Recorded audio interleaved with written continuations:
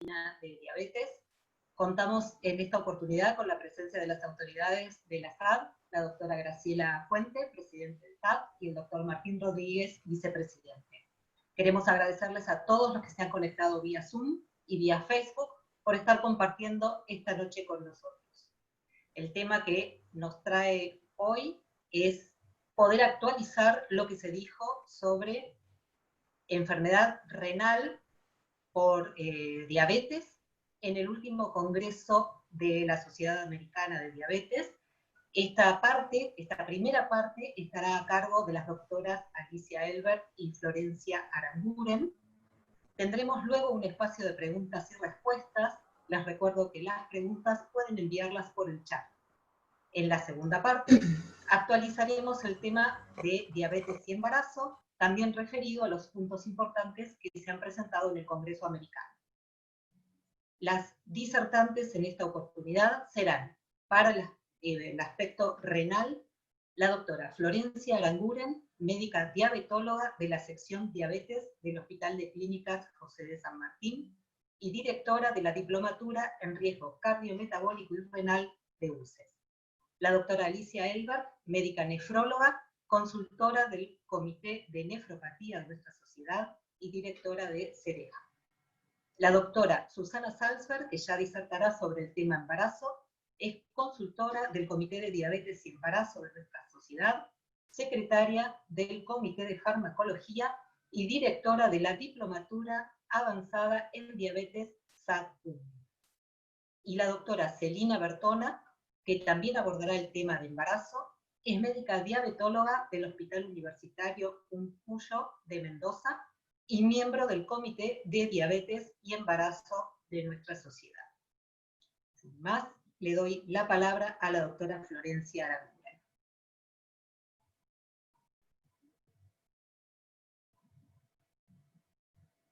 Perdón, Florencia, estás muteada.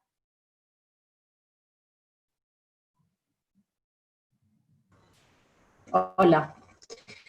Buenas noches a todos los que nos están escuchando y muchas gracias a la sociedad por la invitación y también muchas gracias a la compañera de equipo, que realmente fue un placer ir preparando todo esto que trajimos para contarles con ella. Así que bueno, primer mensaje que fue muy intenso a lo largo del Congreso es que en casi ninguna charla de riñón se habló pura y exclusivamente de riñón. O sea, vino en general en un equipo que está constituido por el riñón y el corazón y que estamos pensando que tal vez para la próxima sigan incorporando otros órganos. Llamó mucho la atención eso, que no habían pura y exclusivamente charlas de nefrología, y de hecho también presentaron esta diapositiva en el Congreso, que como vemos, la enfermedad cardiorrenal es básicamente la que más, si comparamos con infarto, con enfermedad vascular periférica y con ACV, vemos claramente que la insuficiencia cardíaca y la enfermedad renal siguen en aumento y que van de la mano aparte, porque cuando se enferma el corazón, se enferma el riñón, y cuando se enferma el riñón, se enferma el corazón. Entonces vamos a ver algunas posibilidades de tratamiento que se hablaron durante el Congreso, y nos gustó ver así como un repaso rápido de qué es lo que sabemos hasta ahora de los inhibidores SGLT2. Ya sabíamos, digamos, que previenen la insuficiencia cardíaca y la enfermedad renal en pacientes con diabetes, con y sin evento previo, o sea, teníamos estudios que ya nos habían mostrado paciente con evento o con múltiples factores de riesgo, y también teníamos ya prevención en pacientes con filtrado mayor o menor de 60. Teníamos también el Credence para mostrarnos en pacientes y también subestudios del EMPA-REG, donde podíamos ver que los pacientes que tenían un filtrado ya con insuficiencia renal también se beneficiaban con un tratamiento en la mejoría en la caída del filtrado. Lo que no teníamos muy claro era si también estas drogas estaban autorizadas o estaban avaladas, o qué evidencia teníamos para el tratamiento de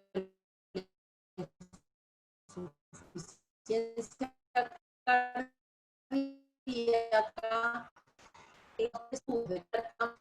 los pacientes que habían sido incorporados con insuficiencia cardíaca rondaban alrededor del... Y otro dato que teníamos hasta el momento era que todos los estudios con ISGLT2 que teníamos eran en población con diabetes y nos preguntábamos si serían de utilidad en otros tipos de pacientes. Así que vamos a hablar del DAPA-HF para empezar, que como ustedes saben ya fue presentado el año pasado, pero digamos, tuvimos durante el Congreso algunas novedades. Un repaso rápido para tener en cuenta, para el que tal vez, digamos, la novedad de DAPA-HF fue justamente que se incorporó un 55% de pacientes que no tenía diabetes en el inicio, algo más de 2.000 pacientes. Sí,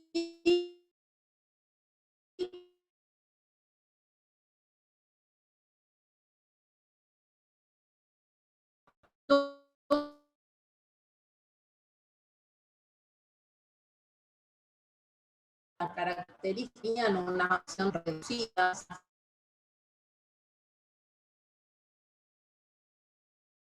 En este caso que voy a hablar del objetivo primario brevemente, fue un compuesto que a diferencia de los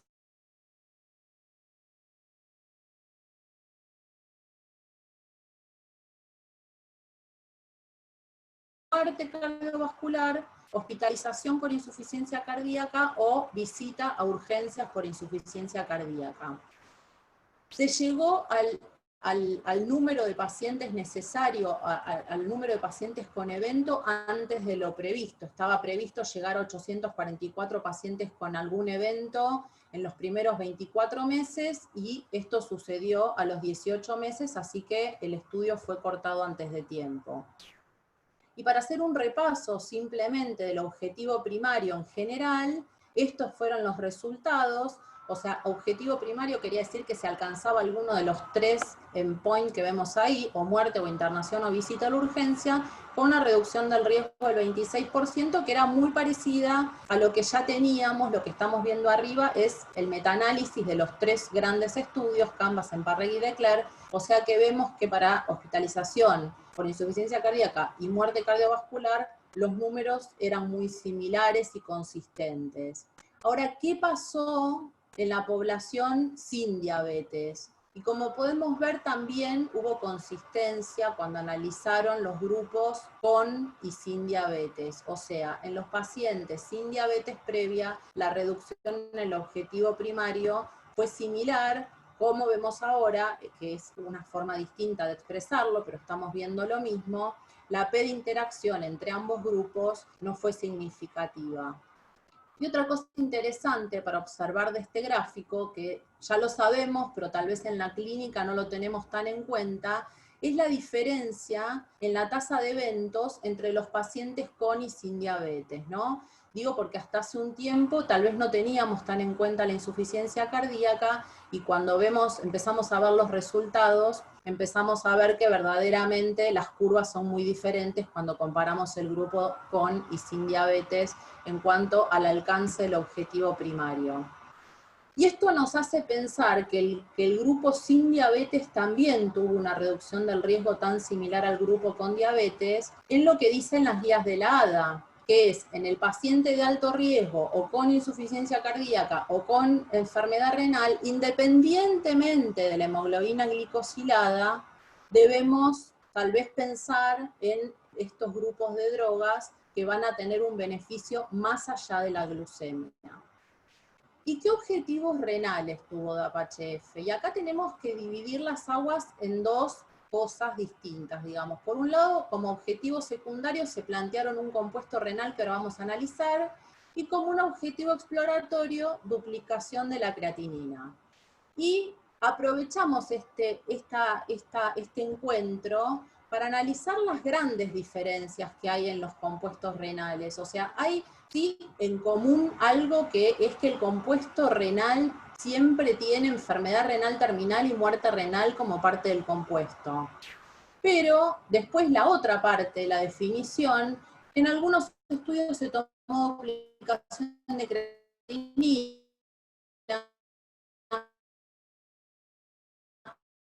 en otro estudio que tomó caída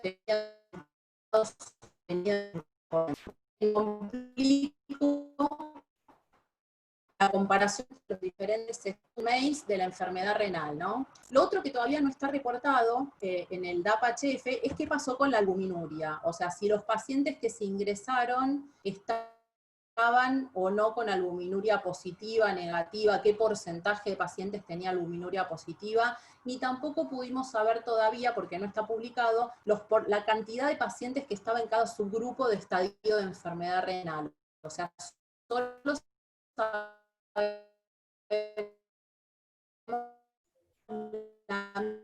media de inicio. Flores, ¿No? perdón la De cada interrupción. uno de estos Perdón la interrupción, te vamos a pedir si podés cortar la cámara porque te estamos escuchando mal. Y quizás sí, cortando la cámara mejore mucho el audio. Gracias. Listo.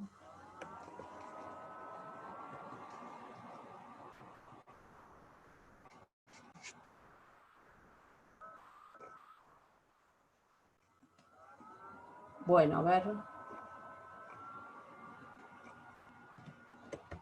Entonces, ¿ahí mejoró un poco? Sí, avancemos, sí. Bueno, decíamos entonces que comparando con el resto de los compuestos renales, no tenemos por ahora los datos de albuminuria. Y cuando vemos los resultados de cada uno de estos compuestos renales, vemos que en el caso puntual de DAPA-HF atraviesa el 1.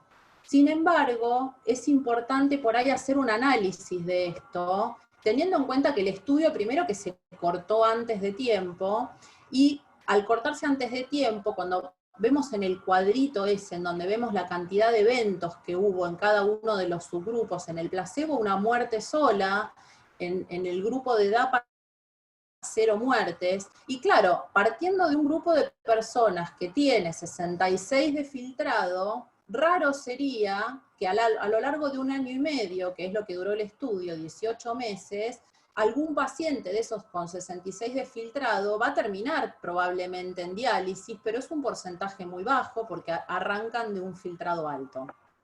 Sin embargo, pensamos que si hubiera sido un N más grande o si hubiese seguido por más tiempo, probablemente hubieran llegado al compuesto renal de forma significativa porque la tendencia está clara y porque cuando analizaron la duplicación de la creatinina, si bien fue un objetivo exploratorio, ahí sí fue significativa y una reducción del 44% para este endpoint. Y también acá podemos distinguir ya, y nos vamos con esto imaginando algunos resultados del futuro, qué es lo que pasa con el filtrado cuando el paciente tiene o no tiene diabetes. Y acá lo que vemos es que, si bien, como ya dijimos, no se alcanzó el objetivo primario, la pendiente de caída del filtrado del placebo es muy distinta de la caída del filtrado del grupo de DAPA, ¿sí? Con una diferencia muy significativa entre ambas pendientes, en el grupo tanto de diabetes como podemos observar también en el grupo de no diabetes. Y de vuelta, obviamente, a los pacientes que les cae pendiente es a los nuestros, a los pacientes con diabetes, a los pacientes sin diabetes les cae más lento el filtrado, pero claramente en los dos grupos también hay una diferencia en el grupo placebo contra el grupo DAPA, y empezamos a pensar en cuáles serán los resultados del futuro. Por ejemplo,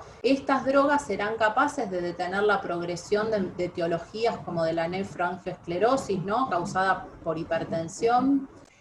Entonces, como conclusiones de los resultados renales, queda por responder, digamos, un objetivo primario en donde se tome en cuenta los resultados renales y si se mejorará la progresión de la enfermedad renal, y se necesitan estudios randomizados con un objetivo primario renal o con un N más grande, pero claramente las tendencias son favorables para diabetes y para no diabetes.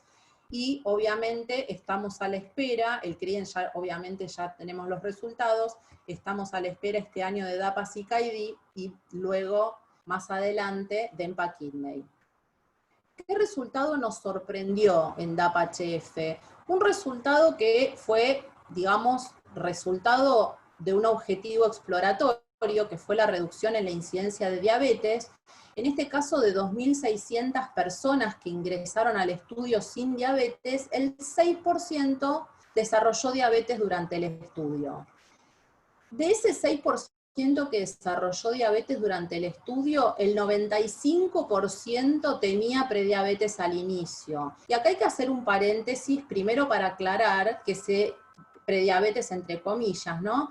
Que primero hacer un paréntesis para decir que ellos tomaron prediabetes o diagnóstico de diabetes solo por hemoglobina glicosilada, ese es uno de los puntos que vamos a tener que tener en cuenta.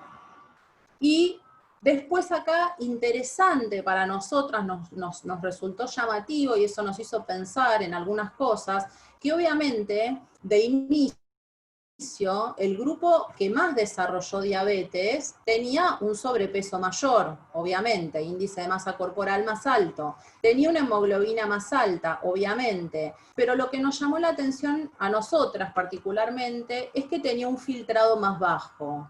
Entonces nos preguntamos algo que vamos a dejarlo para contestarlo en un ratito, que es que si la enfermedad renal será un factor de riesgo para desarrollar diabetes, porque cuando vemos en el inicio los pacientes que tuvieron nuevo diagnóstico de diabetes tenían un filtrado de 61, significativamente distinto a la media de filtrado del grupo que no desarrolló diabetes.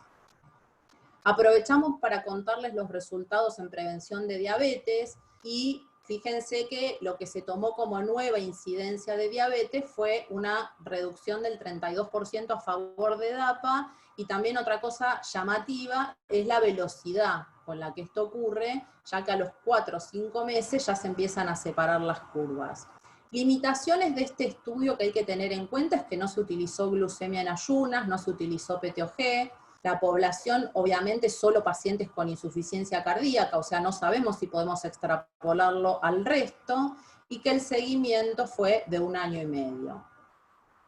Y los pacientes con nueva diabetes, o sea, si comparamos estos dos grupos, ¿no? Los pacientes que de entrada ninguno tenía diabetes, los que desarrollaron contra los que no desarrollaron, y obviamente a los que desarrollaron diabetes les fue peor. Si comparamos en mortalidad de toda causa, les fue peor. Si comparamos en mortalidad cardiovascular, les fue peor. Y si comparamos en total de hospitalizaciones por insuficiencia cardíaca y muerte, también, salvo en el ajustado, que ahí la P ya es no significativa.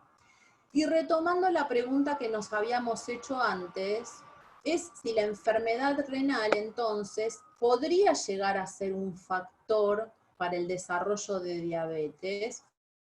Y para esto tomamos un registro que es el Cure-SIC-ID, que es una base de datos que tiene la UCLA y que tiene 2 millones de personas, y ellos hicieron un estudio longitudinal en el cual de ingreso en el inicio tenían más de 600.000 pacientes prediabetes. Los siguieron a lo largo de 10 años y desarrollaron diabetes el 27% de estos pacientes con prediabetes. De esos 600.000 pacientes con prediabetes, un 20% tenía enfermedad renal al inicio. Enfermedad renal como nosotros sabemos que se clasifica, o sea, por albuminuria, más de 2 determinaciones, o por un filtrado menor de 60, ¿sí? O sea, bien definida la enfermedad renal. El 20% tenía entonces enfermedad renal al inicio, y en este subgrupo, que tenía prediabetes y también enfermedad renal, el pasaje a diabetes fue del 37%, que también fue significativa la diferencia, y cuando vemos el seguimiento de ambas curvas, vemos que la proporción de pacientes sin diabetes, o sea, proporción de pacientes con prediabetes y con prediabetes más enfermedad al inicio, a lo largo de toda la observación, las curvas estuvieron separadas y fue mayor la evolución a diabetes del grupo con enfermedad renal, incluso cuando fue ajustado por edad, por género, por etnia y por hipertensión. O sea que sí podría llegar a ser la enfermedad renal un factor de riesgo para diabetes. Y otro punto importante que nos pareció que era muy interesante señalar es que siempre nosotras, digamos, estamos tratando de, a la pesca, y ya Alicia lo va a hablar más profundamente, de nuevas formas decimos siempre la albuminuria es algo tardío, con la albuminuria cuando ya está positiva llegamos tarde, pero gravísimo es que en una cohorte en la cual 300.000 pacientes tenían enfermedad renal crónica, cuando se fue a buscar el dato albuminuria o proteinuria, solo el 8% tenía pedida la albuminuria y el 4% tenía hecha proteinuria. O sea, que verdaderamente necesitamos marcadores más precoces, pero los que tenemos no se están utilizando adecuadamente. Y también quisimos ver, para terminar, si había algún otro estudio en el cual se hubiera buscado con inhibidores SGLT2 en prediabetes, el impacto en prediabetes. Entonces encontramos un póster que fue muy interesante para nosotras verlo, que es un póster que se hizo en 40 pacientes con prediabetes, en donde se los randomizó doble ciego a empaglifosina 25 versus placebo por 8 semanas, o sea, la cosa negativa, o sea, hubiera sido muy interesante este estudio tal vez a un tiempo más prolongado, pero sin embargo, por más de que fue muy corto, se tomaron datos interesantes. Pre y post tratamiento se les realizó PTOG, grasa corporal total mediante resonancia magnética y resonancia con espectroscopía para la grasa intrahepática. Estos fueron los datos basales de los pacientes, sin grandes diferencias entre ambos grupos.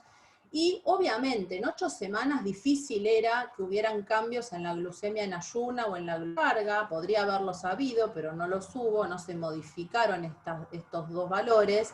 Lo que sí llamativamente se modificó en tan poco tiempo, el adiposo total y la grasa intrahepática, y acá es donde empezamos a pensar que tal vez en los años próximos no sea solamente riñón y corazón, sino que tengamos que sumar algún otro órgano. Y los cambios rápidos, aparte, en la distribución de la grasa, obviamente tienen impacto en órganos como el riñón y el corazón. Entonces, para terminar, ¿qué aprendimos de nuevo en el ADA 2020? Después Alicia obviamente va a seguir ampliando todo lo que es de nefro. TAP-HF fue consistente en los resultados de enfermedad renal e insuficiencia cardíaca. Lo que ya sabíamos se pudo reproducir en pacientes sin diabetes por ahora. Considerar a la enfermedad renal como un factor de riesgo para el desarrollo de diabetes, es lógico que en cualquier enfermedad en que hay un nivel de inflamación crónica tenga el paciente más riesgo para el desarrollo de diabetes. Necesitamos nuevos estudios, como ya dijimos, y tal vez en el ADA 2021 no solo haya un nefrólogo y un cardiólogo, sino que haya un nefrólogo, un cardiólogo, un neurólogo, un hepatólogo, etc. Muchas gracias.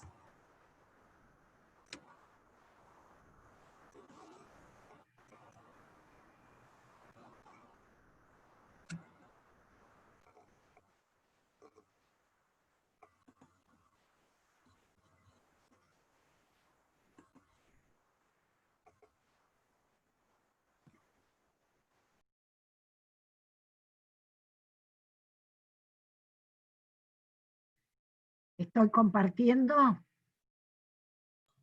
Sí, Alicia, lo vemos. Bueno, perdón, pero un minuto, porque me pidieron que ponga mis conflictos de interés. No tengo ningún conflicto en esta charla, pero como todos ustedes saben, yo doy charlas para esos laboratorios que están ahí abajo, me pareció importante compartirlo. Y siguiendo la idea de Florencia, nos pareció interesante tomar en esta parte de la charla si hubo alguna novedad sobre el diagnóstico de nefropatía, porque como dijo Florencia, sabemos todos que la albuminuria puede no estar presente aún con insuficiencia renal, y una vez que la insuficiencia renal se instala ya también es tardía. Y luego voy a hacer un análisis de algunos pósters sobre la caída inicial del filtrado, si hoy en día podemos asegurar que no es perjudicial, Si podemos confirmar que el rango de hemoglobina glicosilada podemos no considerarlo para el uso de alguna de estas drogas. ¿Cuál es el concepto nuevo sobre el ascenso del hematocrito? Si los inhibidores de los GLP-1 tienen algún efecto protector directo. Y luego sí voy a tomar el resultado del Vertis, que como ustedes saben es la primera vez que se presenta, y va a traer muchas preguntas para el final a discutir. Que voy a tratar de compartir con ustedes las dudas que tuvimos cuando analizamos esto con Florencia. Y lo primero es este estudio Priority que mostraron. Este es un marcador que se usa por electroforesis y proteómico, que todavía no está en el mercado, pero que parece que va a ser bastante accesible en poco tiempo, ya hay muchos trabajos. Lo que mostraron en el Congreso es que este valor de CKD 273, se hacía un corte con niveles mayores o menores de 0.154 y se siguió a 5 años y claramente fue un marcador en pacientes con normoalbuminuria y sin enfermedad renal de la caída de la albuminuria, si estaba por encima de ese valor, y de la presencia de insuficiencia renal en los pacientes que tenían un valor alto de riesgo, pudiendo ser un marcador que podría predecir la aparición de la albuminuria en etapas de normoalbuminuria y sin insuficiencia renal. Esto es muy importante si en algún momento podemos acceder en la clínica, porque todos sabemos que ese primer periodo de normoalbuminuria y sin insuficiencia renal ya hay alteraciones en el riñón, que sería muy bueno tener un elemento clínico para poder utilizarlo. Por otro lado, sabemos, como mostró Florencia, que los SGLT2 producen una caída inicial. La pregunta es en qué paciente se va a dar esta mayor caída y si esto en pacientes con enfermedad renal avanzada pudiera ser perjudicial en esos pacientes. Este primer póster lo que muestra es, con empaglifosina, cuáles fueron los factores que determinaron que esta caída fuera más pronunciada. Y esos factores fueron tener peor filtrado y tener el uso de diuréticos. Entonces uno podría asustarse, que es lo que nos pasa, no cae el filtrado y podemos asustarnos porque si ese paciente tiene un filtrado bajo, le va a ir peor. Sin embargo, esta caída que fue dividida en más del 10%, entre 0 y 10%, y los que no cayeron, no presentaron ninguna caída, fue aproximadamente en 1 de cada 4 pacientes el caer más del 10%, y muy poquitos cayeron más del 30%.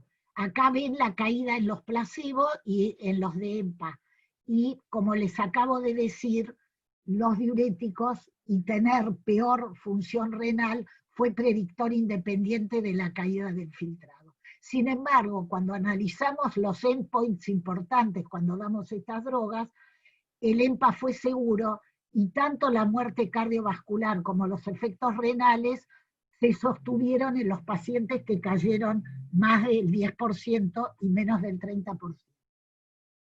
Ahora, la pregunta es si esto también persiste en pacientes con filtrado muy bajo, porque acabo de decir que en este grupo es donde cae más. Y es muy interesante que hubo un póster que mostró los filtrados del Credence, que como ustedes saben, muchos son con menos de 60, que también cae, y estudiaron el mismo hecho que en el estudio anterior. ¿Cuántos cayeron el 10%? Esta línea en verde, con canaglifosina, cuántos cayeron en una forma intermedia y cuántos nos cayeron. Y fíjense que con canaglifosina el 45% cayó el 10%, y en el placebo el 21%. Sin embargo, nuevamente el beneficio fue seguro y se mantuvo a pesar de la caída, como vemos en la flecha que todos conocemos de la caída del filtrado y que después se cruza, y evolucionaron beneficiosamente. Este trabajo lo que muestra es que si cae más del 30%, y acá lo voy a juntar con los IECA y los AT1 que tienen el mismo corte, ahí sí podríamos tener que tener cuidado, pero hasta 30 de filtrado a los pacientes le va bien al final de la historia. ¿Qué conceptos cambiaron con los CGLT2? Y fue una charla que dio el doctor Berman y puso así, fuera de la mesa, sobre la mesa. Por supuesto que no voy a hablar de todos estos puntos porque nos dieron 20 minutos para resumir 4 días, cosa que nos costó bastante con Florencia. Pero sí quiero tocar estos 3 puntos, que son la glucemia, la presión y el peso, y solo mostrarles lo que pasó en DAPA-HF con la hemoglobina glicosilada. Acá ven la hemoglobina glicosilada, acá ven el hazard ratio del objetivo primario de DAPA-HF, y ven la persistencia en un continuo de beneficio, hayan tenido hemoglobinas normales porque no tenían diabetes o hemoglobinas altas. Y lo más interesante, que esta curva se repite en el mismo estudio en presión sistólica entre 90 y 170 y en índice de masa corporal entre 15 y 50. Entonces, lo que determina que los efectos protectores del CGLT2 son independientes de estos 3 valores. En otros slides se habló de la natriuresis, se habló de la eritropoyetina, de algunos efectos intracelulares, de la inhibición del sistema renina, sistema nervioso central, y algunos efectos que mejoran directamente a través de la autofagia al riñón, pero yo solo voy a mostrar algo de la clínica para no hablar de cuestiones experimentales, que las podemos charlar si a alguno le interesan las preguntas. El criterio del aumento del hematocrito, durante mucho tiempo consideramos que esto era por hipovolemia, la hipovolemia se instala a las 4 semanas, y vemos que el hematocrito, como mostraron en el DAPA-HF, empieza a aumentar a partir del 4.º mes, tanto en diabetes como en no diabetes.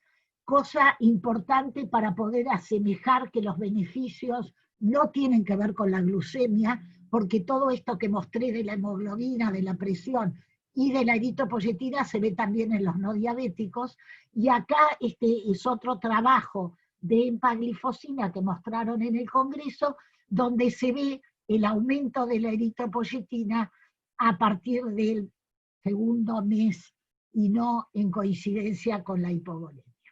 Quiere decir que este efecto es independiente de la hipovolemia y de la diabetes. La otra pregunta que quiero compartir con ustedes, me resultó muy interesante este trabajo de dulaglutida, que acá está el número del póster por si a alguno le interesa mirarlo. Se tomaron datos del Award 7, que para el que no recuerda era dulaglutida versus insulina, en pacientes entre 15 y 60 de filtrado con hemoglobina de 7.5 a 10, y se analizaron 2 marcadores. Un marcador que es este pro aumento del colágeno, que sería profibrótico, y uno en orina, este fue en sérico, y este en orina, que es protector porque degrada el colágeno, evitando que el riñón normal pase a la fibrosis por el aumento del colágeno. Y se estudiaron en esta semana 0, 26 y 52, estas son las características, aproximadamente 157 pacientes y unos 173 en el grupo de insulina, las características más o menos iguales.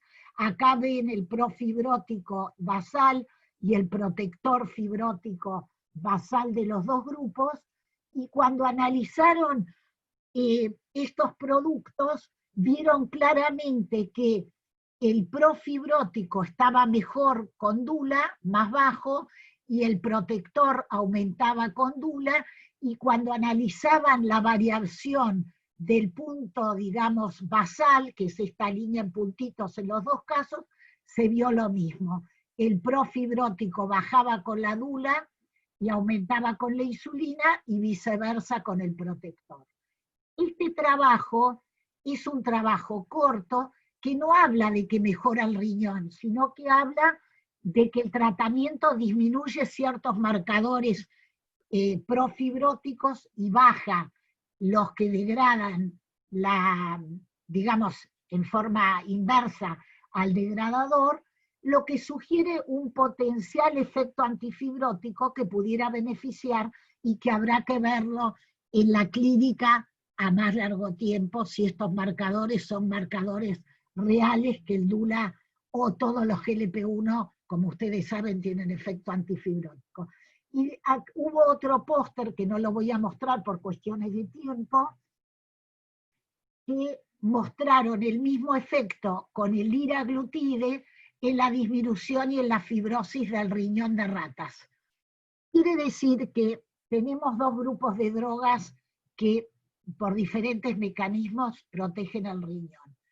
Y ahora sí voy a hablar del Vertis. Lo primero que quiero decir para el que no se acuerda, que la empaglifosina y la ERTU tienen una relación parecida con respecto al CGLT2 y al CGLT1, con una pequeña diferencia con la DAPA y un poco más con la SOTO y con la CANA. Y acá les puse las características generales, que no las voy a repasar todas por cuestiones de tiempo, pero para que vean que el EMPA-RED fue muy parecido al Vertis.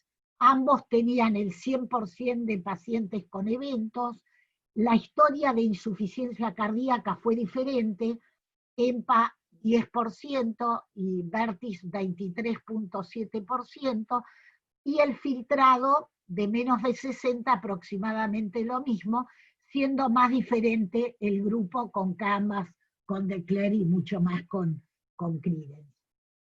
¿Cuáles fueron las características? Esta es una tabla que yo armé para que lo puedan ver y terminar en el tiempo adecuado. Las características de elección en el Vertis fueron pacientes de más de 40, pero acá ven la media, aproximadamente 64, la hemoglobina glicosilada entre 7 y 10,5, la media de 8,2, acá les puse todos con eventos cardiovasculares, la sistólica y la presión, todos con más de 30 de filtrado, aunque la media fue de 75,5 más menos 20, y como les dije antes, parecido al EMPA-RED, entre un 22-23% de menos de 60. Simplemente para que tengan una idea, podían ingresar naif de tratamiento con medicación. Acá ven el promedio de la metformina, la insulina y las sulfas. Como ven, todos los trabajos tienen un alto porcentaje de sulfas y de insulina, 80% de inhibidores de IECA o ARA2, y la duración promedio fue de 3,5. ¿Qué se vio en el objetivo primario, que fue un MACE de no inferioridad, y objetivos secundarios? Hubo otros objetivos, pero solo voy a tomar estos por cuestiones de tiempo y de lo que mostraron. Cuando se analizó los objetivos primarios del MACE, no hubo diferencias.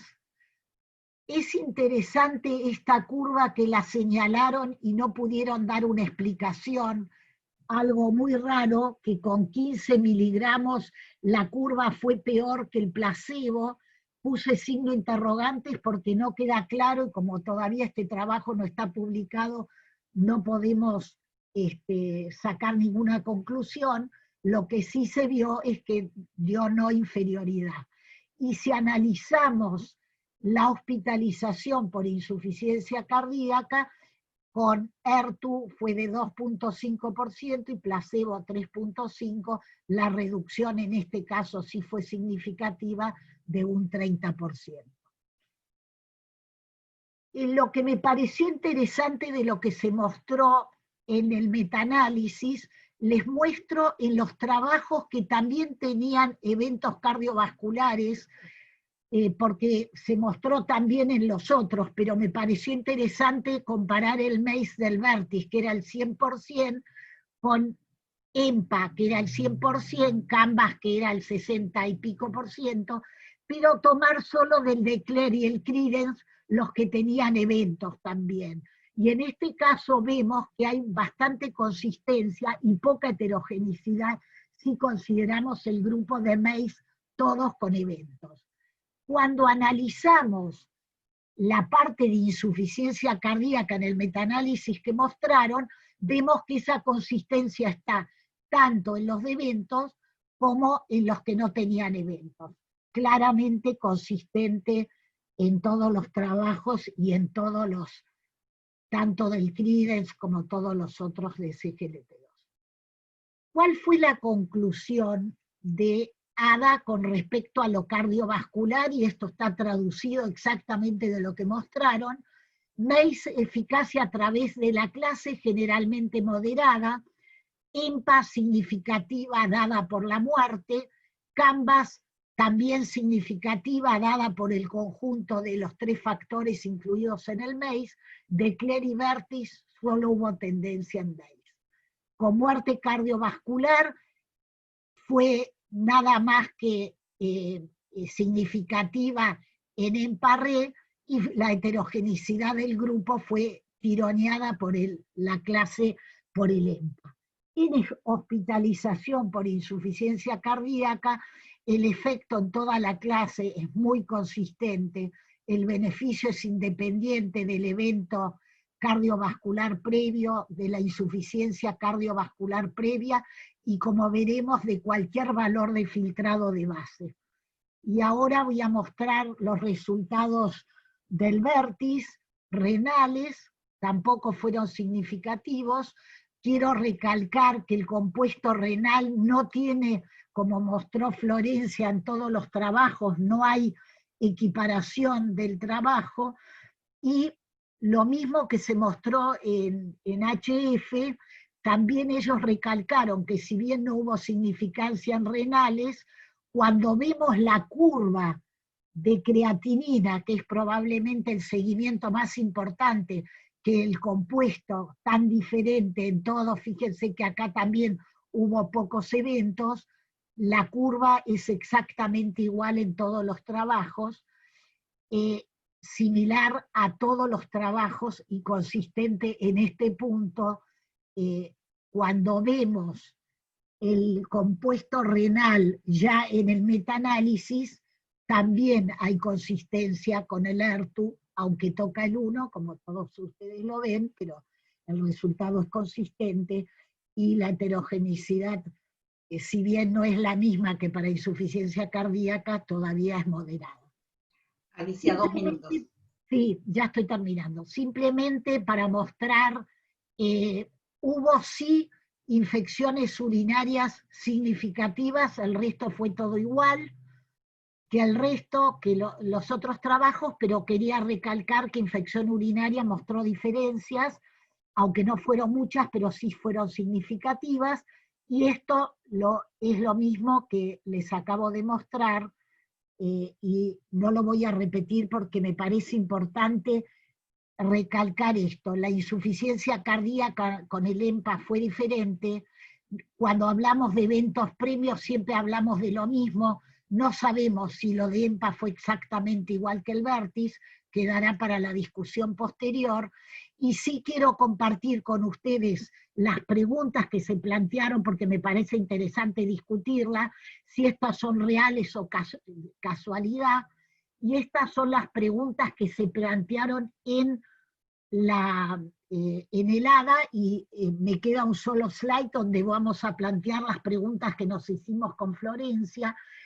Diferentes mecanismos, hay otros mecanismos que no los estamos abordando con los SGLT2 sobre otros que pueden ser diferentes, por ejemplo, canales de potasio, se está pensando en algunas otras cosas, efectos fuera de los objetivos que estamos hablando por ahora y que desconocemos.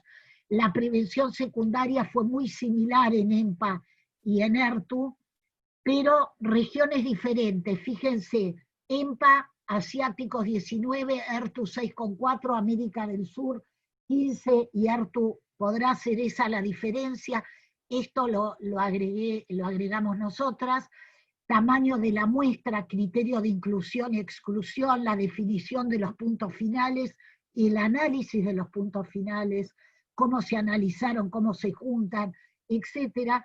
Y lo más importante que destacaron, y me parece que es muy importante, el ERTU tuvo un switcheo en la mitad y se agregaron pacientes y están planteándose, veremos los datos, si eso no tuvo que ver esa diferencia con que se cambió el objetivo de presión porque se había mostrado los datos del Spring, o porque las normas y la incorporación de estos medicamentos en lípidos hicieron que esos factores estuvieran mejor tratados, no lo sabemos, esos datos supongo que van a salir publicados. Y para finalizar, ¿qué preguntas nos quedan para responder en el 2021, incorporando las dudas que planteó Florencia y las que estuve planteando yo en esta charla en conjunto? Necesitamos marcadores más precoces, sin embargo ningún marcador desplazó de la clínica la albuminuria, no olvidar de solicitarla, en la Argentina también es muy bajo la solicitud global de la albuminuria. Sería importante consensuar los compuestos renales frente a los nuevos resultados para poder hacerlos comparados. Los CGL serán beneficiosos en pacientes sin diabetes, con daño de hipertensión, obesidad, o otros como glomerulopatías, como planteó Florencia. Otros estudios que confirmen los datos de DAPA-HF en sin diabetes, y luego algunos en preservada que ya están en marcha. Esperamos para los no diabéticos el resultado de DAPA-PKD en 2020 y EMPA en 2022, que habilitarán el uso en filtrados más bajos y probablemente en pacientes sin diabetes, y confirmar si son de clase, esto es un punto que queda para responder, con respecto a los GLP-1, el FLOW, que tiene protección renal como factor primario en pacientes con filtrados bajos y albuminuria, van a dar la respuesta a esta pregunta, si esos efectos de fibrosis se ven en la clínica, y para finalizar, podrá demostrarse que lo ideal sea asociar los SGLT2 a los inhibidores que tienen efectos muy diferentes y protectores ambos, tanto cardíacos como renales. Y esta es la última reflexión. Hasta la ADA tuvimos que adaptarnos a que la glucosuria no es tan mala, que debemos pensar más en el riesgo cardiorrenal que en la hemoglobina glicosilada, sin abandonarla. Es muy importante el buen control, especialmente al inicio de la enfermedad, por supuesto, y seguro que en el 2020 vamos a hablar de la grasa, del hígado, etcétera, etcétera, etcétera, porque el riñón también tiene grasa, así como el corazón y el hígado, y seguro que todos estos órganos están muy interrelacionados en el paciente que tratamos.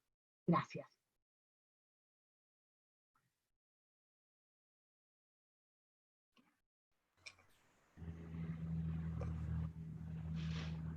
Gracias, Alicia. Y gracias, Florencia, realmente excelentes presentaciones. Algunas preguntas hay en el chat. Guillermo de Useide le pregunta a Florencia Languren si en el estudio CURE-CKD la incidencia de diabetes estuvo ajustada para el peso en cuanto a si hubo un correcto ajuste por obesidad para el desarrollo de diabetes. Si tenés ese dato por ahí, si estuvo presentado.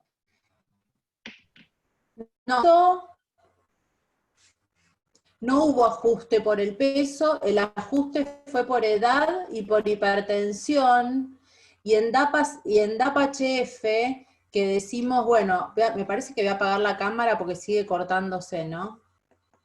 Por las dudas la apago.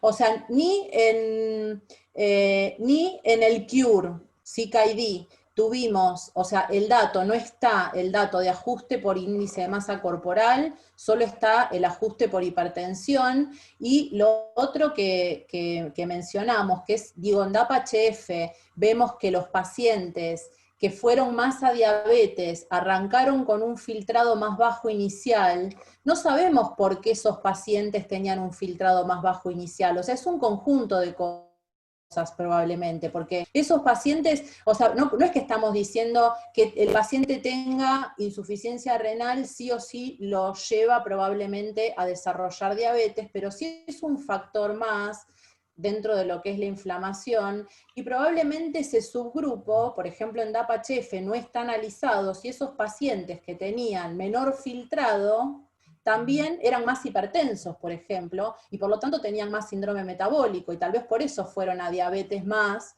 y no porque tenían un filtrado más bajo. O sea, no estamos hablando de causalidad, obviamente, porque con estos datos que tenemos no podemos asegurar nada, y leí también por ahí una pregunta de Sinai, que me parece súper interesante, que dice si puede ser un epifenómeno de la menor hospitalización por insuficiencia cardíaca, y también puede ser, o sea, que los pacientes de DAPA-HF hayan ido la rama de tratamiento menos a diabetes, puede ser un epifenómeno de una menor hospitalización por insuficiencia cardíaca, puede ser un epifenómeno de que esos pacientes también tuvieron una menor progresión a enfermedad renal, si es que también la enfermedad renal es un predisponente.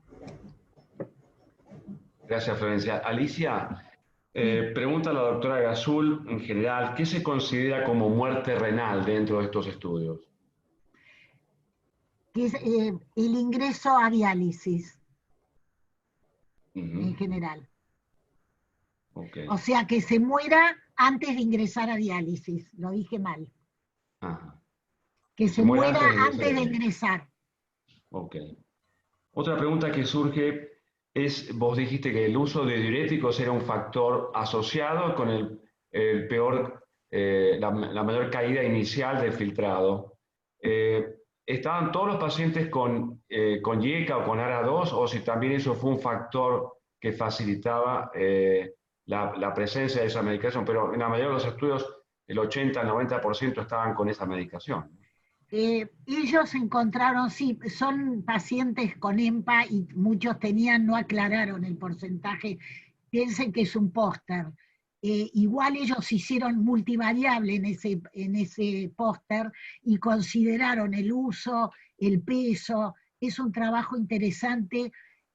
Creo que más que asustarnos porque tengan diurético, quiero aclarar eso porque me parece importante.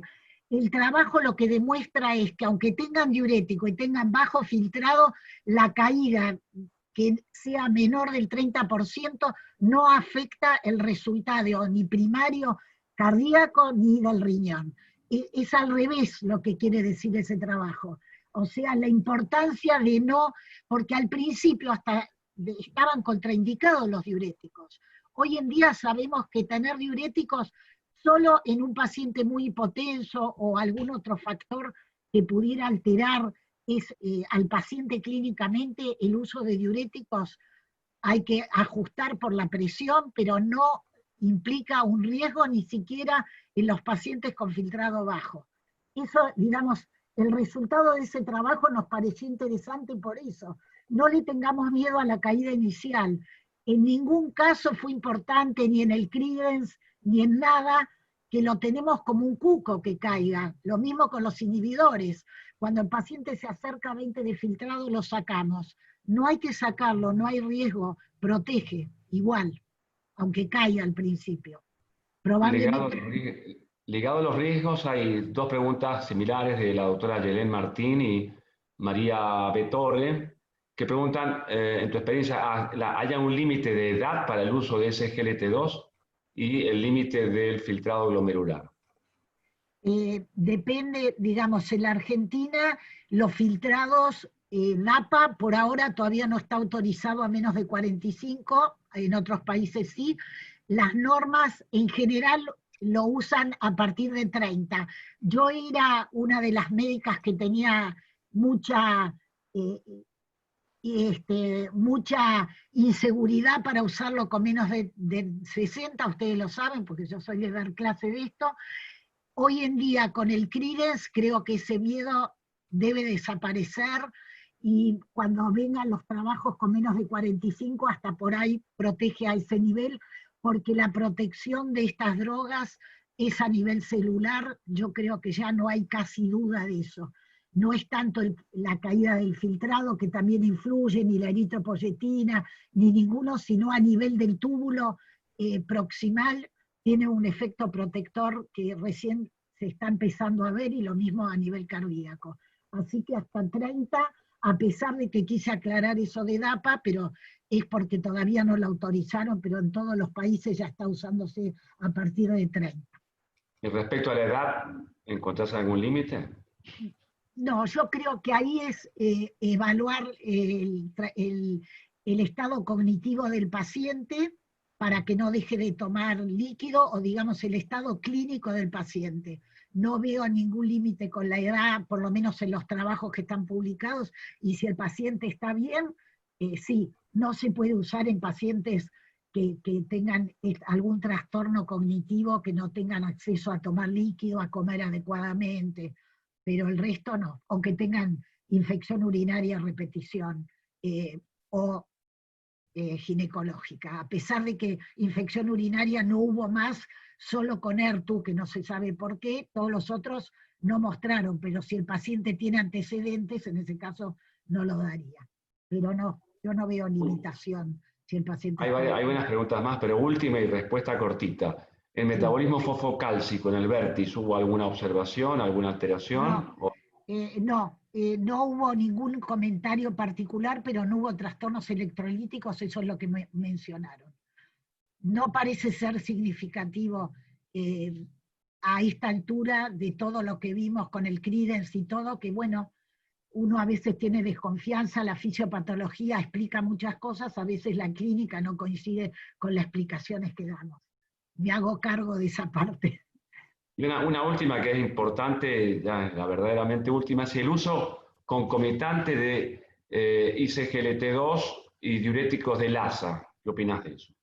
Sí, hoy en día en insuficiencia cardíaca se usan y no hay ningún problema. No, okay. No tenemos el concepto inicial. Ok, Fabiana, ¿seguís vos? Muchas gracias a las dos. Un placer oírlas como siempre, excelentes disertaciones. Y damos paso entonces a la segunda parte de esta jornada, que toca ya el tema de embarazo. Ahora sí le damos la palabra entonces a la doctora Susana Zarza.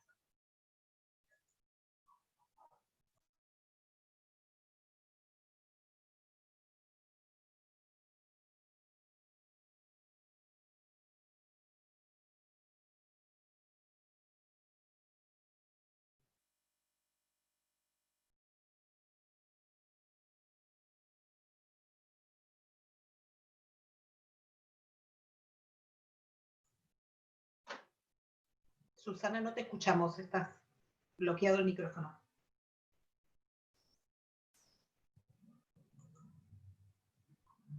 Susana, no te estamos escuchando, tenés bloqueado el micrófono.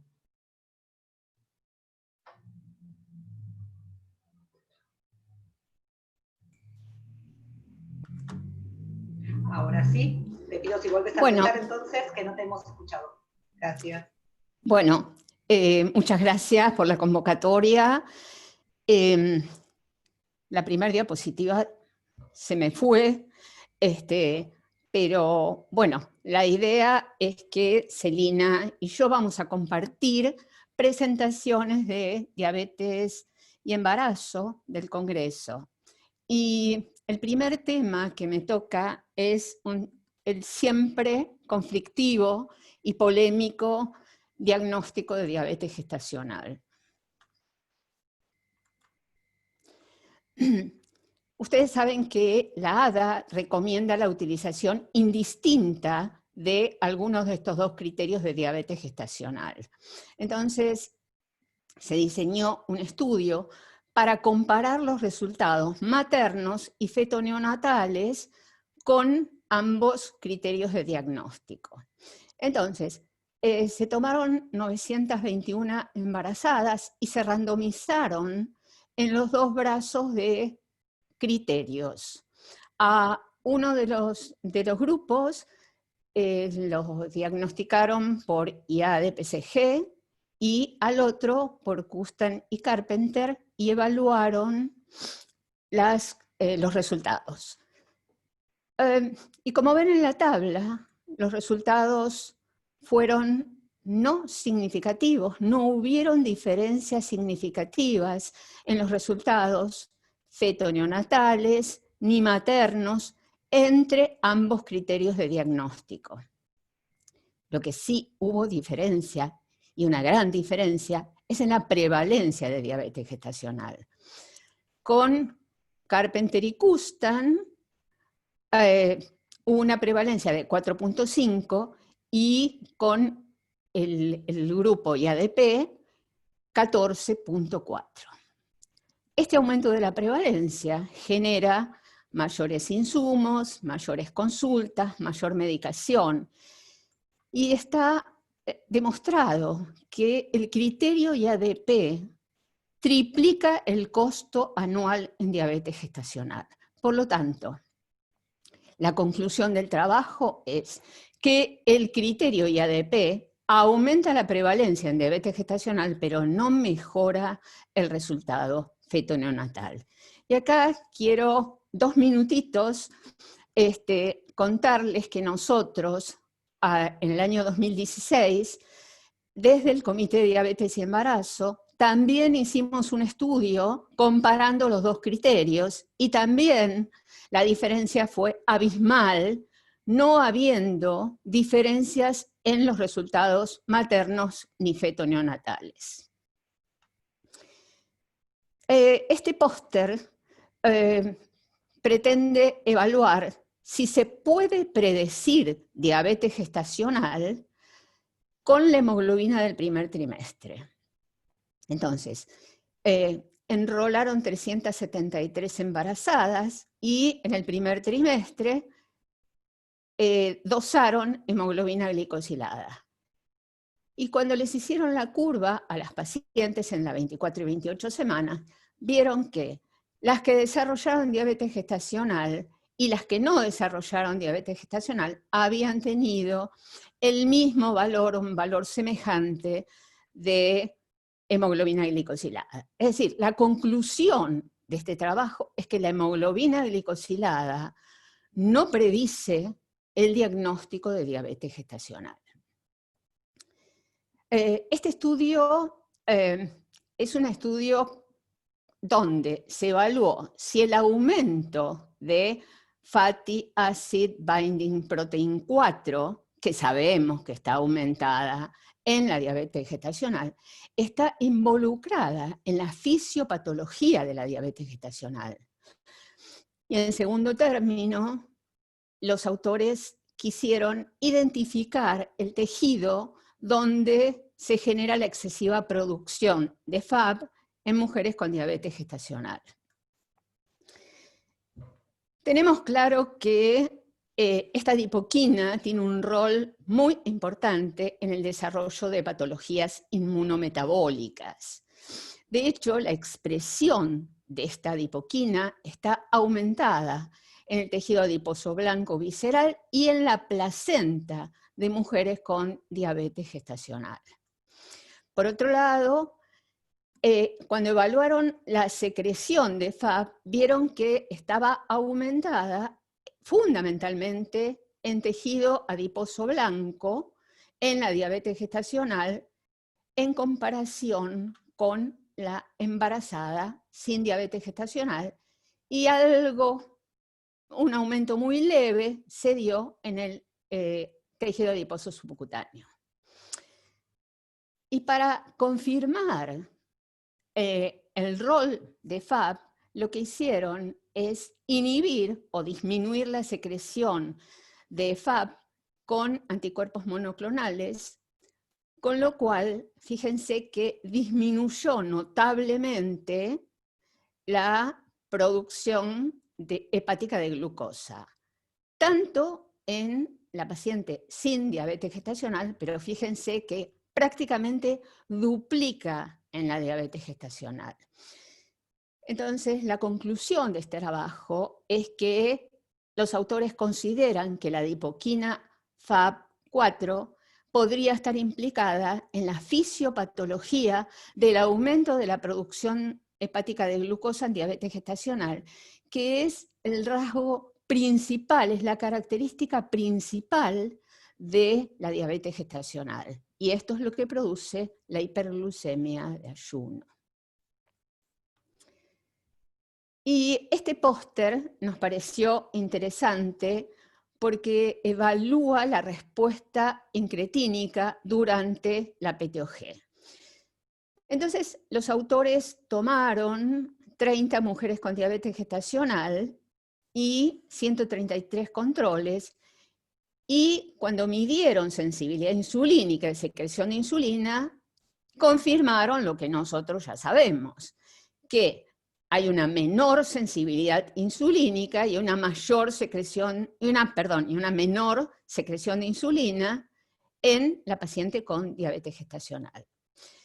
Con la evaluación del GLP-1, lo que encontraron es que el área bajo la curva en las pacientes con diabetes gestacional estaba significativamente aumentada respecto de los controles, y lo mismo la concentración de GLP-1 en cada uno de los puntos, pero especialmente a los 30 minutos.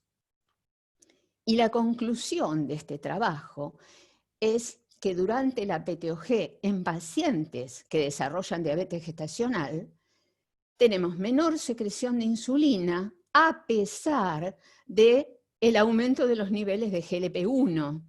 Y ellos interpretan que esto sería una parte del mecanismo compensatorio de resistencia incretínica, que es lo que se produce en la paciente con diabetes gestacional.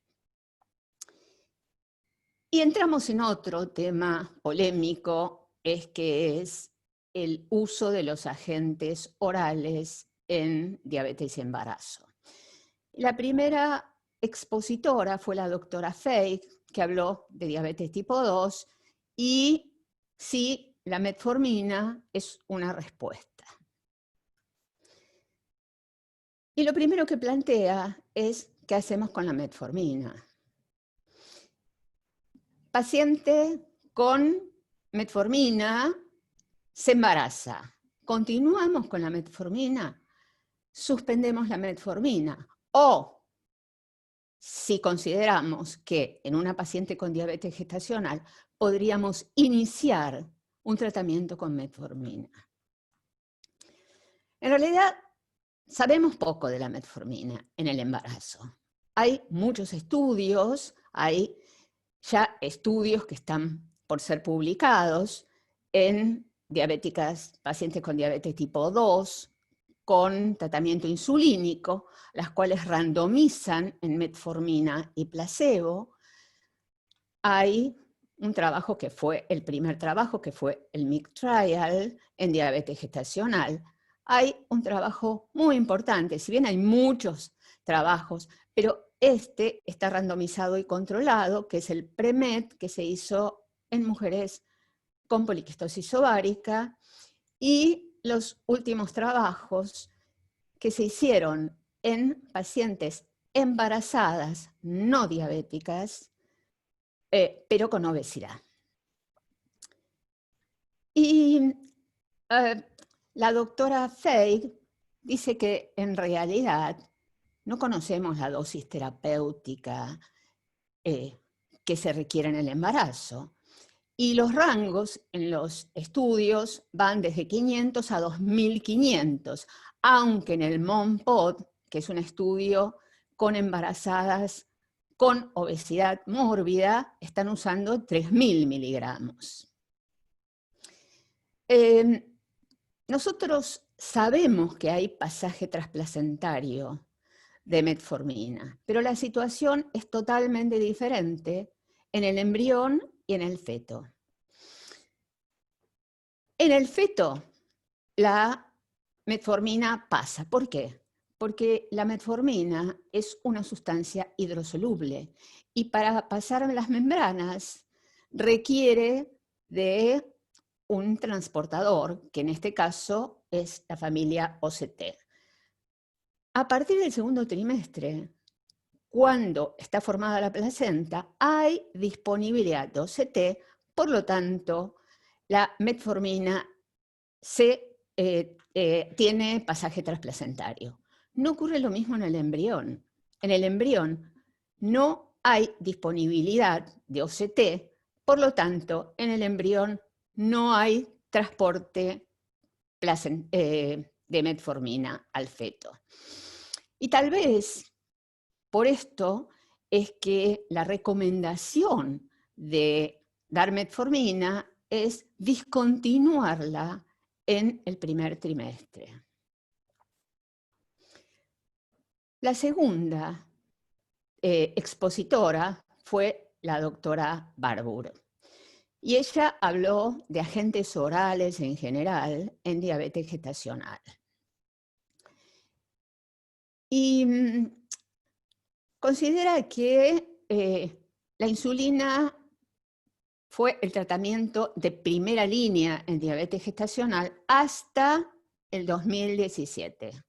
Todas las guías hasta el 2017 decían que el gold estándar del tratamiento de la paciente con diabetes era la insulina.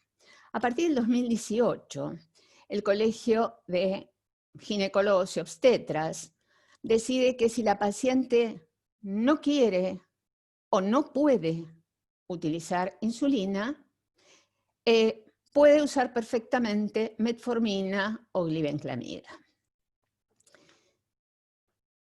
La ADA sigue recomendando a la insulina como primera línea. Y nosotros podemos leer muchos trabajos en los cuales se avala el tratamiento con insulina, con metformina, perdón, y otros en los que no consideran que la insulina sea adecuada para el embarazo. Lo cierto es que la mayor parte de los trabajos lo que evalúan es la respuesta materna y feto-neonatal a corto plazo. Y es muy difícil de evaluar qué es lo que pasa a nivel molecular con la metformina, que sí llega al feto a partir del segundo trimestre. Entonces, fíjense que hay inhibición del complejo mitocondrial, hay disminución del mTOR, que sabemos que interviene en el crecimiento del feto, la metformina tiene una característica especial y parecería que actúa también en modificar la microbiota. La metformina no disminuye, no actúa sobre los triglicéridos, con lo cual todavía seguimos discutiendo porque realmente no sabemos qué pasa más allá del nacimiento. Y termina la doctora Barbour diciendo algunos tips que ella llama perlitas para la tarea asistencial. Entonces, establece que la insulina nos va a dar un mejor control glucémico y de triglicéridos, pero reconoce que tiene la desventaja de mayor costo y mayor complejidad. Por otro lado, recomienda considerar metformina en pacientes con alto riesgo de hipoglucemia, en mild diabetes gestacional, que no sabemos mucho de qué se trata, y en pacientes que tienen limitada capacidad para usar insulina. Y evitar en insuficiencia placentaria y en pacientes con normopeso. También ella dice que habría que considerar glibenclamida en pacientes con hiperglucemia postprandial y que sean incapaces de aplicar múltiples dosis de insulina y nunca dar glibenclamida para normalizar la hiperglucemia en ayunas. Después habla de una combinación, hay un trabajo específico que habla de la combinación de metformina y glibenclamida, de la combinación de NPH con glibenclamida, y dice que comenta que hay un estudio ongoing de insulina inhalada en diabetes gestacional. Y el tema, me parece más importante, es qué pasa con los niños a largo plazo. Y hay dos estudios muy importantes ongoing, que es el MITI Kids y el MOMPOT, que todavía no sabemos qué pasa, y son en pacientes con diabetes tipo 2. Los resultados de los estudios a largo plazo son totalmente discordantes. Este estudio del PEDMED, que es el estudio de seguimiento de mujeres, de hijos de mujeres con poliquistosis ovárica que recibieron metformina durante el embarazo, ellos encuentran que el grupo de varones, hijos varones, y no las mujeres, tienen un mayor porcentaje de obesidad a los 4 años. El MIC-TOFU, que es la continuación del MIC Trial, que fue un estudio, que fue el primer estudio randomizado y controlado que se hizo metformina versus insulina, tiene dos subgrupos, digamos. El grupo de Auckland y el grupo de Adelaide. Y ellos estuvieron evaluando los chicos a los 2, a los 5, y entre los 7 y los 9 años encontraron que el grupo de Auckland, los niños que habían recibido metformina intraútero, tenían mayor peso y mayor masa grasa. En cambio, el grupo de Adelaide no hubo diferencias significativas. Un minuto. Bien. En este metaanálisis encontraron que los chicos con metformina tienen menor peso al nacer, mayor riesgo de bajo peso y tienen más peso entre los 5 y 9 años. Es decir, que son candidatos excelentes para tener enfermedad cardiovascular. Y por último, quiero contarles este estudio que se hizo de seguimiento a largo plazo de niños con exposición intrauterina a glibenclamida.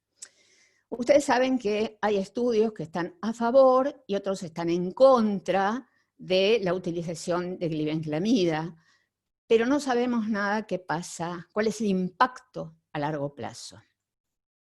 Entonces, estos autores evaluaron el impacto de la antropometría y el neurodesarrollo en estos niños a los 5 y 10 años.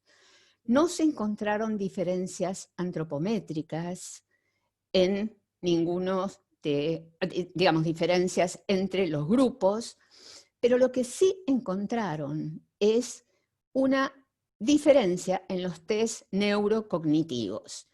Y los niños expuestos a glibenclamida tenían menor memoria de trabajo espacial. Esto es un proceso cognitivo relacionado con la memoria a corto plazo y la elaboración de la información para la resolución de problemas. Entonces, volvimos al mismo lugar. ¿Qué hacemos con la metformina? Y les dejo una pregunta. ¿Ustedes piensan que hay algún espacio para los agentes orales en el tratamiento de las gestantes con diabetes? Y por último, les comento que las recomendaciones de la Sociedad Argentina de Diabetes son, en líneas generales, evitar todos los fármacos que no estén aprobados por las entidades regulatorias para su utilización en el embarazo. Y este es el caso de los 2 agentes orales de los que estuve hablando. Muchas gracias. Muchísimas gracias, Susana. Muy clara, excelente tu presentación. Te esperamos en las preguntas y pasamos entonces a la doctora Celina Bertona.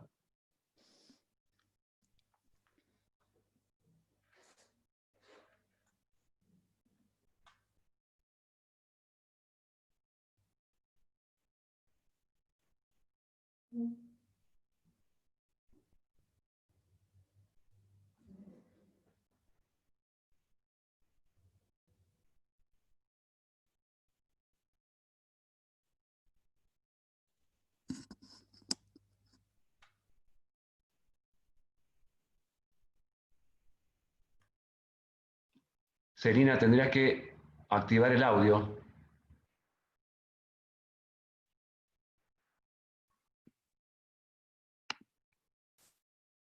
¿Ahí se escucha bien? Ahora sí, ¿Ahí? pero empecé de nuevo porque no se escuchó lo anterior. Bien, bueno, buenas noches. Voy a continuar con el seguimiento durante el embarazo en relación a intervenciones no farmacológicas. Dentro de la conferencia Frenkel, el doctor David Simmons presentó como un estudio de intervención en estilo de vida al estudio DALI, en donde mujeres que tenían sobrepeso u obesidad fueron seguidas durante el embarazo para evaluar, según adherencia a 4 grupos distintos, cómo era el impacto en la ganancia de peso durante el embarazo y si esto podía tener algún beneficio en relación al diagnóstico de diabetes gestacional. Se dividieron 4 grupos: el grupo control, el grupo que fue randomizado a alimentación saludable y actividad física, el grupo de solo alimentación saludable y el grupo de actividad física. Y los resultados fueron que aquellas mujeres embarazadas con sobrepeso u obesidad adheridas a cambios en el estilo de vida, alimentación saludable y actividad física, tuvieron una diferencia estadísticamente significativa en menor ascenso de peso. Ellos se habían planteado como punto de objetivo el ascenso menor a 5 kilos, y lograron esta diferencia en relación al grupo control con una diferencia estadísticamente significativa. Cuando analizaron entre los grupos la incidencia de diagnóstico de diabetes gestacional, vieron que en este aspecto no había diferencia entre los grupos. Otro trabajo que se presentó fue este, que hacía referencia a que si hidratos de carbono complejos en diabetes gestacional mejoran parámetros metabólicos, y se estudió durante 8 semanas la implementación de un plan alimentario con un alto contenido de hidratos de carbono complejos, 60%, versus un plan con 40% de hidratos de carbono complejos, a lo que ellos denominaron convencional, y se fijaron si esto podría mejorar la insulinoresistencia y ácidos grasos libres maternos y la adiposidad en el recién nacido. Las características de ambos grupos fueron estas: en el grupo Choice, de alto contenido de hidratos complejos, el 60%, como dijimos, fue este tipo de carbohidratos, 25% de grasas, 15% de proteínas, mientras que en el convencional el 40% fueron hidratos de carbono complejos, 45% de grasas, 15% de proteínas. Ambas dietas fueron isocalóricas, y aquí observamos la distribución diaria de esas calorías. En el diseño del estudio, entonces, luego del diagnóstico de la diabetes gestacional, se randomizaron a estos 2 grupos y se siguieron a las pacientes durante 8 semanas. En la semana 36 se les midió parámetros metabólicos maternos, y a los neonatos 7 a 10 días postparto. Y los resultados que obtuvieron fueron que en las embarazadas con diabetes gestacional, luego de 8 semanas de alimentación con alto contenido de hidratos de carbono complejo, hubo una mayor respuesta de insulina y menor respuesta de ácidos grasos libres postprandiales, que mejoraron los parámetros relacionados a insulinoresistencia, pero que no hubo diferencias en glucemia en ayunas. Mientras que al analizar los parámetros neonatales, como la adiposidad, el peso, el péptido C y la glucemia neonatal, no hubo diferencias significativas. Otro trabajo que se presentó fue este, que buscó evaluar si la alimentación vegetariana previa al embarazo condicionaba el riesgo de diabetes gestacional, y se usó como población de estudio al trabajo de las enfermeras, que incluía más de 116.000 mujeres, que habían respondido a cuestionarios sobre alimentación con características de alimentación vegetariana.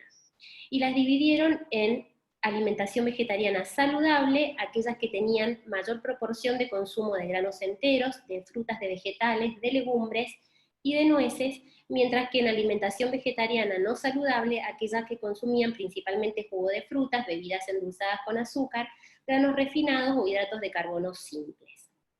Y el resultado que obtuvieron fue que aquellas embarazadas que se habían adherido a una alimentación vegetariana saludable tuvieron menor incidencia de diabetes gestacional durante el embarazo. Pero queda como punto a evaluar en un futuro cuál fue la causalidad, cuál fue el tipo estricto de dieta que esas embarazadas, que esas mujeres cuando se embarazaron cumplieron, y si existe en el neonato o a largo plazo algún efecto negativo por una posible carencia de nutrientes frente a un embarazo en una mujer con este hábito de alimentación. En relación al seguimiento durante el embarazo, seguimos en el mismo tema, pero con otras intervenciones, se planteó una controversia entre si el uso de aspirina a bajas dosis tiene una indicación en todas las mujeres con diabetes pregestacional que quedan embarazadas para prevenir el riesgo de preeclampsia. Quien se mostró a favor fue la doctora Brechnak. Ella hizo una revisión bibliográfica mostrando trabajos que mostraban este efecto protectivo en relación a preeclampsia de ácido acetilsalicílico a bajas dosis, pero que habían muchos otros trabajos que no pudieron demostrar este efecto. Mostró varios metaanálisis, yo les traigo este, que es un metaanálisis que incluyó a 31.600 mujeres, en donde el resultado fue una disminución del riesgo de preeclampsia en aquellas mujeres expuestas a ácido acetilsalicílico. Pero de este metaanálisis habían pocos trabajos en los cuales la aspirina se usó antes de la semana 16, y que a pesar de ser un gran número de mujeres, habían pocas que tenían alto riesgo determinado por diabetes pregestacional. Es por esto que este grupo de trabajos en Irlanda tiene en desarrollo un trabajo prospectivo, doble ciego, randomizado controlado, en donde están aplicando aspirina a bajas dosis en mujeres con diabetes que quedan embarazadas ya desde el primer trimestre. Pero más allá de toda esta información bibliográfica, ella se sostiene a favor porque hace mención a que los principales riesgos de la diabetes durante el embarazo son la teratogenia por hiperglucemia, la macrosomía, los desórdenes hipertensivos y las alteraciones del desarrollo placentario. Por lo tanto, es sabido que morbilidad placentaria puede determinar estos eventos, principalmente estos últimos dos, y que entonces cualquier alternativa que mejore la placentación debe ser tenida en cuenta. Uno de los elementos que se conoce como que interviene en esta alteración es este desbalance o este desequilibrio entre prostaglandina, prostaciclina y tromboxano A2. Este desbalance determinaría una isquemia superficial placentaria luego de la implantación y sería uno de los principales motivos de la preeclampsia. Por lo tanto, poder equilibrar esta balanza con el uso de ácido acetilsalicílico podría influir positivamente en el desarrollo placentario y así disminuir este riesgo de preeclampsia. Pero con la advertencia que para el uso adecuado debe ser usada antes de la semana 14, previamente a la segunda ola de invasión trofoblástica. Quien se mostró en contra fue la doctora Seeley de la Universidad de Harvard, y ella lo planteó diciendo que si bien las guías de la Sociedad Americana de Diabetes de este año proponen el uso de aspirina a bajas dosis en todas las mujeres con diabetes pregestacional, y lo muestra como con un nivel de evidencia A, ella no encuentra en la literatura que este grado de nivel de evidencia pueda ser sostenido. Ella se plantea una serie de interrogantes en las cuales no encuentra una respuesta concluyente. Se pregunta si el ácido acetilsalicílico previene preeclampsia en mujeres con diabetes preexistente, y para esto muestra trabajos, uno de los cuales es este publicado en New England en el año 2017, en donde se observa que existe disminución del riesgo de preeclampsia con el uso de 150 miligramos de ácido acetil salicílico entre semana 11 a 13, pero que menos del 2% de la población incluida eran personas con diabetes. Otra de las preguntas que se realiza es que si es igual usar 60 u 80 miligramos versus 150 miligramos de aspirina. Y para esto hace mención a este trabajo ya de hace más años, publicado en New England en el año 1998, en el cual se usó una baja dosis de aspirina, 60 miligramos, con un inicio variable entre la semana 13 y la 26, en donde se incluyeron mujeres con alto riesgo por definición clínica, y dentro de esas hubieron 462 mujeres, y a las cuales no le dio un beneficio en el uso de aspirina en la reducción de preeclampsia. Otra de las preguntas que ella se plantea es si los efectos colaterales pueden contrarrestar los beneficios, y para esto muestra este trabajo, publicado en el JAMA de Pediatría el año pasado, en donde se describe a la prostaglandina E2 como un factor fundamental en la diferenciación cerebral, y que alteraciones de la vía COX-2 prostaglandina E2 podrían estar relacionadas con el uso de ácido acetil salicílico, y que modificaciones de esta vía se encuentran relacionadas con desórdenes del espectro autista. Por lo tanto, ella concluye en que si bien algunas mujeres embarazadas con diabetes pueden beneficiarse del uso de aspirina a bajas dosis, no puede confirmarse que sea una recomendación a extender a todas las embarazadas con diabetes.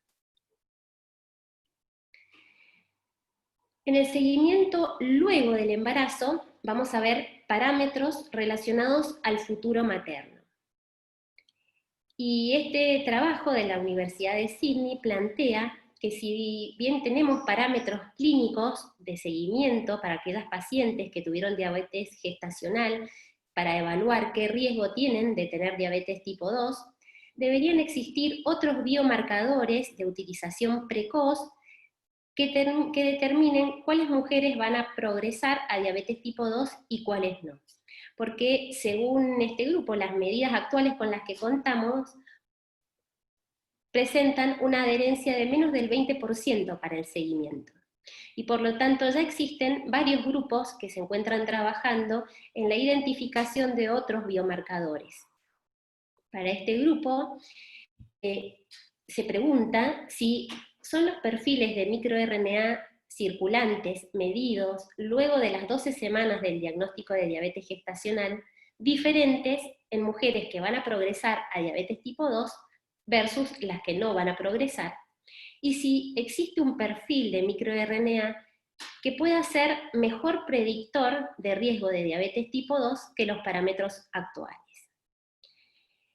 Para este trabajo ellos tomaron 103 embarazadas que tuvieron diabetes gestacional y que después quedaron normoglucémicas, y las siguieron durante 8 años y medio. En este tiempo, 21 mujeres tuvieron diagnóstico de diabetes tipo 2. Entonces, fueron a analizar estos microRNA circulantes para evaluar si existía alguna característica particular. Y determinaron que sí, que las mujeres que tenían progresión a diabetes tipo 2 tenían característicamente un grupo de microRNA que se repetía, y que cuando los analizaron a este grupo de microRNA comparado con los factores de riesgo tradicionales, observaron que eran mejores predictores de riesgo, y sobre todo cuando se los combinaba, en este caso, a estos 6 factores en conjunto. Otro estudio de la Universidad de Harvard tuvo como objetivo evaluar qué rasgos genéticos ya descritos previamente en diabetes tipo 2 podían estar presentes en diabetes gestacional.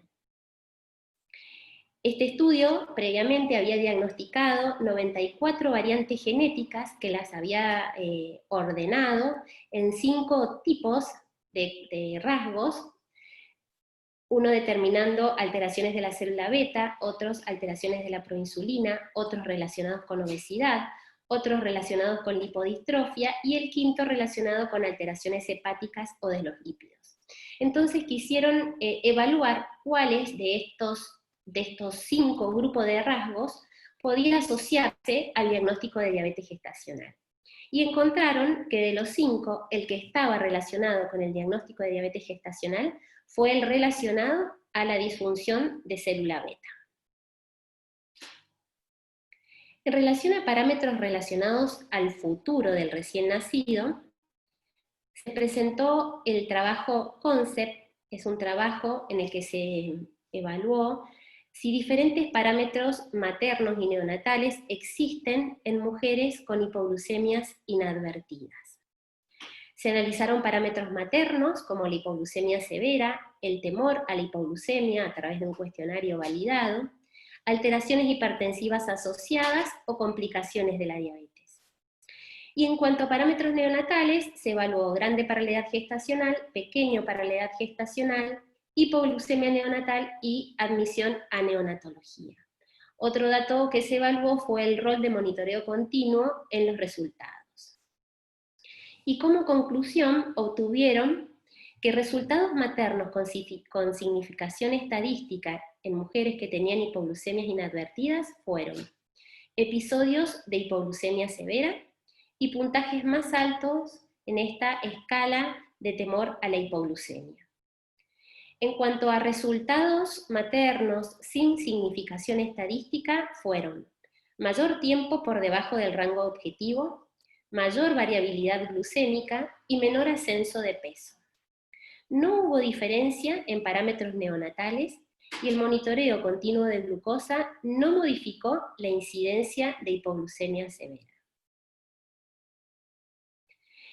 En relación a los parámetros relacionados al futuro genético, al futuro del recién nacido, pero en este caso haciendo referencia a lo que se presentó sobre epigenética, este estudio mostró que la metilación del ADN placentario sería un vínculo entre el peso al nacer y la diabetes tipo 2 en el adulto. Ellos describieron 15 nuevos sitios de citosina guanina que estaban asociados con el peso al nacer.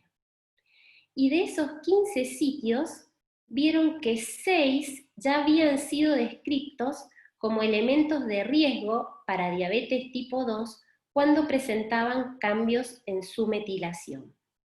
Al analizar estos 6 sitios que existían en común, vieron que los 6 determinaban bajo peso al nacer. Por lo tanto, concluyeron que se identificaron nuevos sitios de metilación del ADN placentario asociados con un menor peso al nacer y un mayor riesgo de diabetes tipo 2 en el adulto, que existen cambios epigenéticos en la placenta y que pueden ser un mecanismo potencial para el vínculo entre el bajo peso al nacer y la diabetes tipo 2 en el futuro. Y en este momento traigo a colación este trabajo publicado por el doctor Alvariñas y el doctor González en el 2006, en donde ellos detectaron disminución del ADN mitocondrial en recién nacidos que tenían alto o bajo peso para la edad gestacional y plantearon como una posible relación esta disminución del ADN mitocondrial a enfermedades cardiometabólicas en el futuro. Un póster que me pareció muy interesante compartirlo, sobre todo porque puede plantear un estudio de seguimiento, de intervención, es este que fue la suplementación de ácidos grasos omega 3 en mujeres embarazadas con obesidad, para evaluar cuáles fueron los resultados en el crecimiento y en la composición corporal de los recién nacidos. Les indicaron consumo de DHA más EPA 2 gramos por día desde el inicio del embarazo hasta el final, y como resultados obtuvieron, medido por pliegues, mayor masa libre de grasa. Es decir, que la indicación de omega 3 desde el inicio del embarazo se asoció a aumento de la masa magra fetal. En este punto también quiero hacer referencia a este trabajo recientemente publicado por la doctora Alicia Hauenbaum y su equipo de nuestro país, en donde ellos administraron una dieta enriquecida en aceite de oliva extra virgen en pacientes ya con diagnóstico de diabetes gestacional, y vieron que se redujo la trigliceridemia materna y el peso materno, y que existían propiedades antiinflamatorias en la placenta y en la sangre del cordón umbilical. Muchas gracias por la atención y agradezco especialmente a la Sociedad de Diabetes y a la doctora Salzberg por invitarme a participar de este encuentro. Muchas gracias, Celina. Ambas estuvieron excelentes. Van a haber preguntas. Una pregunta que hace la doctora Isabel Llanos, creo que lo dijiste bien, pero por ahí se entendió mal. Si el feto no tiene transportadores OCT, el feto sí tiene. Por eso la confusión de Isabel era que por qué suspenderlo en el primer trimestre si el feto no tiene. No, sí tiene el feto estos transportadores. Por eso el que no tiene es el embrión. Exactamente, exactamente, porque cuando se forma la placenta empiezan a haber disponibilidades de transportadores y durante el primer trimestre todavía no está formada la placenta, con lo cual la metformina, al ser hidrosoluble, no puede atravesar solita las membranas. Varias preguntas con este tema polémico. La doctora Araya pregunta si hay información referente a metformina durante el amamantamiento. Bueno, no dieron ninguna información en el Congreso. Nosotros sabemos que hay pasaje de metformina. El pasaje de metformina a la leche es realmente muy poco, pero de todos modos tampoco hay estudios que avalen la utilización de metformina en el embarazo, porque no sabemos realmente qué pasa. Así que, en principio, yo no la uso. Ok. Una pregunta del millón. Si uno retira la metformina en pacientes con síndrome de ovario poliquístico que quedan embarazadas, son aquellas medicadas que, mujeres que venían tratadas para fertilización con metformina. Si quedan embarazadas, ¿cuál es tu conducta? ¿Retirar la metformina? ¿Seguir adelante con ella? Cuando termina el primer trimestre. Okay. Cuando termina el primer trimestre, que ya difícilmente haya posibilidades de aborto, y además realmente sabemos que no es teratogénica, bueno, justamente, aparentemente porque no pasa la placenta, pero sí, la retiramos después del primer trimestre. Ok. Y bueno, es poco, no sé si la doctora Silvia Saavedra hace una especie más de denuncia que de pregunta. Dice, ¿qué hacemos con la indicación indiscriminada de los ginecobstetras? Y tenemos que educarlos. Es como difícil, pero bueno, evidentemente, no, a ver, yo no creo que la metformina sea muy perjudicial, pero de todos modos me queda la duda de qué pasa con la metformina, no en el feto y en el embarazo, me queda la duda de qué pasa después, en los niños o en los adultos. Por eso es que tratemos de educar a los obstetras. Una buena pregunta. En esta etapa de pandemia, en el contexto del COVID, si se plantea la posibilidad de no realizar para evitar el permanente de 2 horas en el laboratorio, para el diagnóstico de diabetes gestacional, ¿qué recomendás en esta época? Nosotros hicimos una recomendación justamente que está colgada en la página de la SAD.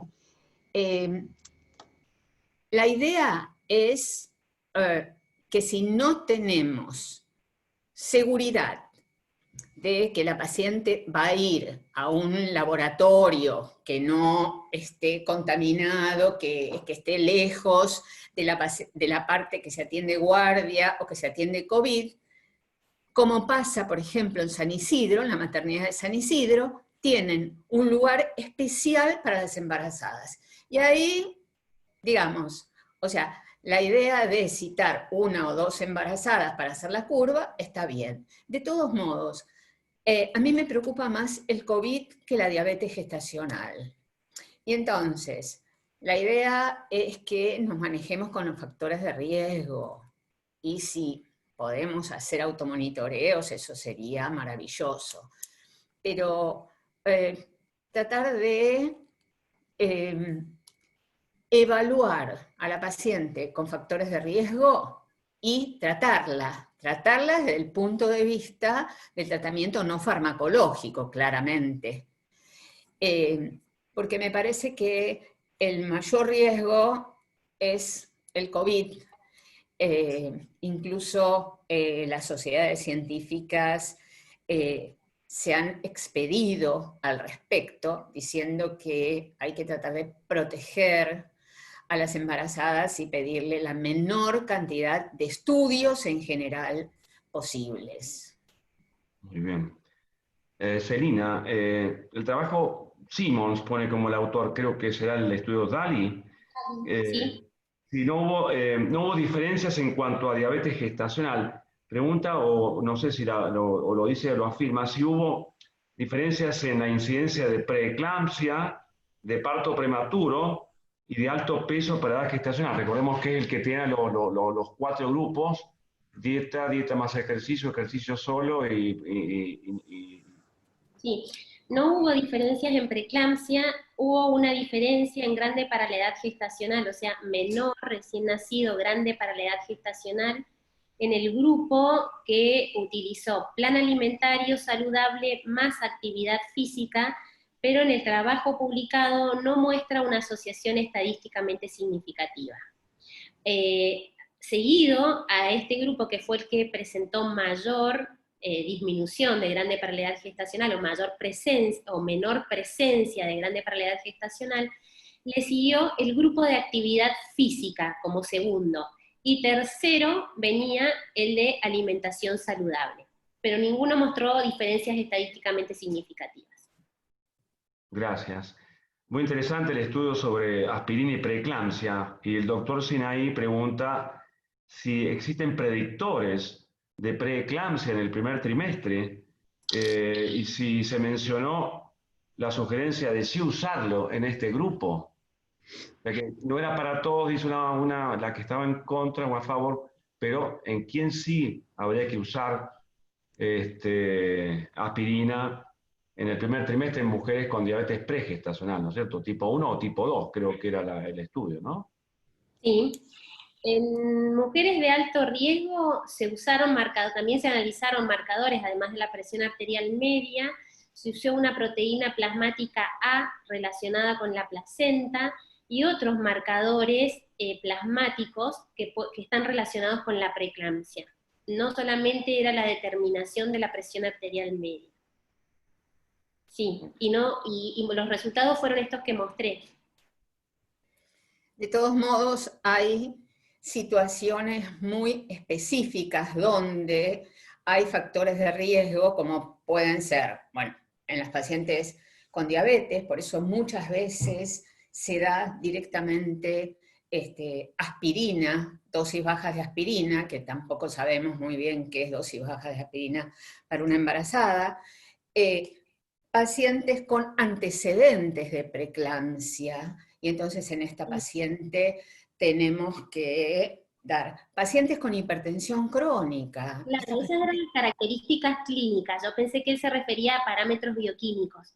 Características clínicas incluidas también eran esas: hipertensión previa, proteinuria sin hipertensión, el antecedente de presión arterial previa también, embarazo múltiple previo, era otra de las características de inclusión como mujeres de alto riesgo. Ok. Vuelve a preguntarse, Susana, dice, en cuanto al uso de metformina en síndrome ovario poliquístico, ¿lo usamos todo el embarazo? Ya lo contestaste, y en pacientes que venían tomándola por otra causa, ¿la usamos solo el primer trimestre? ¿Esto cambiaría? No, es lo que acabas de decir. No cambia. Incluso la Asociación Americana de Diabetes también está de acuerdo con suspender la metformina al terminar el primer trimestre.